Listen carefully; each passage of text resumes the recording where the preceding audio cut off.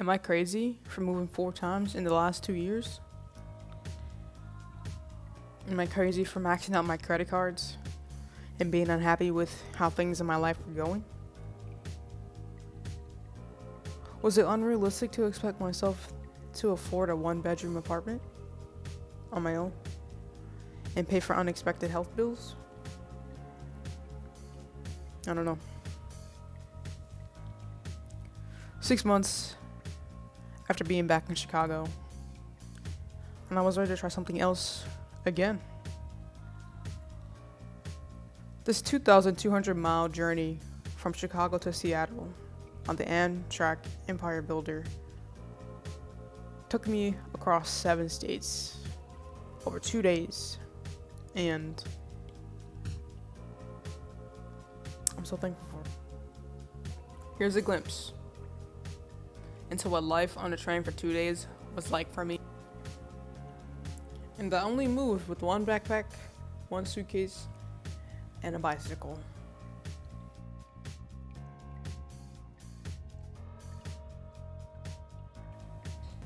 Unfortunately, this footage is unusable because the audio sounds like trash thanks to the train's many movements.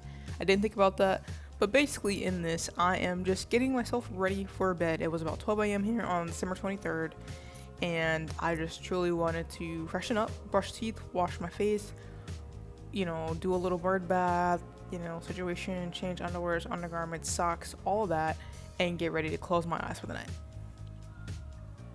In case you're curious how the train footage sounded, I wanted to put a little clip here because it actually is so unbearable. Next up is fast, but anyways, so the train experience overall really good. It was kind of hot in there at some points, but I'm really thankful for a malfunction of the sliding doors on the cart that I was on to go to Oregon because I had a connection. So originally the doors are supposed to all close, which means that it would trap noise and allow for like peace and quiet, so you don't have to hear all of that. You'd only hear the noise when you're like passing by carts when people open it. Ours was open the entire time, and I didn't realize that was a malfunction, but I was glad for it because what I realized is when I was walking to other carts is that it kind of smelled musty, and it was just like thick air. Really, the best part about having that malfunction is that because the carts of the train are open on some parts, there are pockets of air that can escape and like be flown in.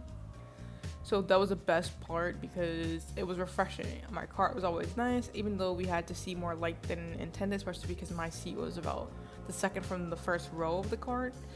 But I didn't mind that because in terms of fresh air and like just cycling in and out any potential odors from people taking their shoes off and whatever, myself included, it was just nice to have that clean air circulating through.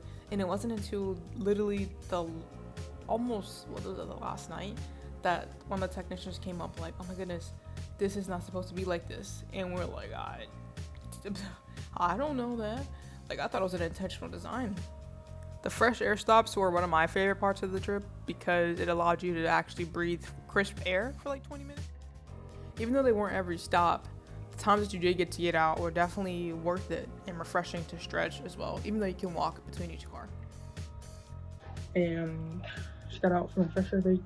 It was 5 degrees outside. 5 degrees. And this is what I'm wearing. And then I got so hot. My feet got so hot because of our Uniqlo heat tech. And not sponsored, by the way. But they were super warm, and I was like, oh man, this is too much. Like, I'm sweating so bad, my feet are heating up. So I switched to these Prestige socks that are a bit thinner, and then I also took all my shoe insoles because I just needed some breathability because these are waterproof, so they're not very breathable. But the reason I wore them is because I need to be minimal as possible with packing, and my other shoe options are in my carry-on bag, which are on the train somewhere. So I won't see those until I get to Oregon.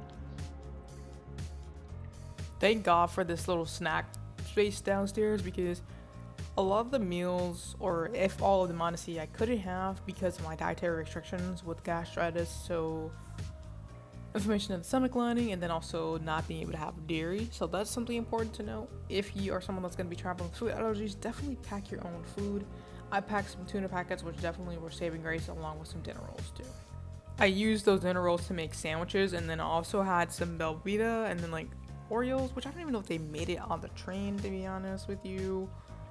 But yeah, definitely pack your own snacks.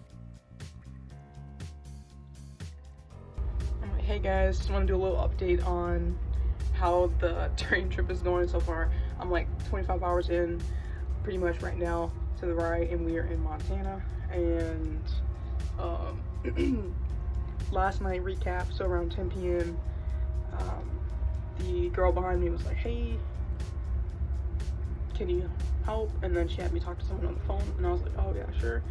Turns out she doesn't speak much English, so she missed the like last food call. So now I'm like her translator. So this morning helped her get some breakfast, so that's good. And then she didn't want like the lunch reservation or the dinner reservation. She said she'll like go to the cafe later. So I'm just like keeping her up to date on everything. And then I showed her to the bathroom and stuff. And I was impressed, like, how didn't she go to the bathroom once in over 12 hours? I don't know, unless maybe she found it before and just got confused, because like there's multiple ways to get to the bathroom on here. They're all downstairs and we're upstairs. Currently have no service as we're in the mountains right now, but this is night 2. We are on our way to Portland. It is currently, well, this time isn't accurate, but it's 11:07 p.m. I'm like, why is it, it's, my clock is wrong, so I'm like, why is it saying December 24th? Not yet, but it will be tomorrow when we arrive in Portland around 10 a.m. So I am extremely tired. I'm feeling the effects of the lack of sleep before I even started this trip, and right now just being like tired as we're traveling. Traveling is always exhausting, so yeah. Teeth are brushed, face was washed, moisturizer put in hair. I actually got my menstrual cycle too while we're on here, which is not my favorite thing to have happen, but I came prepared with, you know, menstrual products, painkillers, things of that such, because my lower back really started to hurt, and I was wondering if it was just like me being tight. But then I realized I actually been very active, moving back and forth between the observation car, my actual seat, the snack bar, and just talking to people around. So yeah, can't wait to kind of reflect on everything after we arrive in Washington. So I've got another 12 hours pretty much for the first leg of the trip, and then the second leg will be about 3.5 hours. Quick note about the bathrooms. If you're gonna take a long journey on the Amtrak, I definitely would recommend, if you are able to, booking a coach seat or private room up on the second level, or where the observation card is, mainly because the bathroom can really smell, and that's not something that you want to have. Especially because the door we keep opening, and then the bathrooms are like right there. I saw like one of the lower cars, and I was like feeling so bad for them, because I'm like, dang, it probably smells. And there was one bathroom that someone like blew up, like it had an explosion in, and I was like, dang, and it really did reek. So yeah, something to note for sure. On the second half of the trip, when I was connected to Oregon, I did have the option to be on an upper level because it was only one level, but even then the bathrooms are like further away from me, at least where I chose to sit. So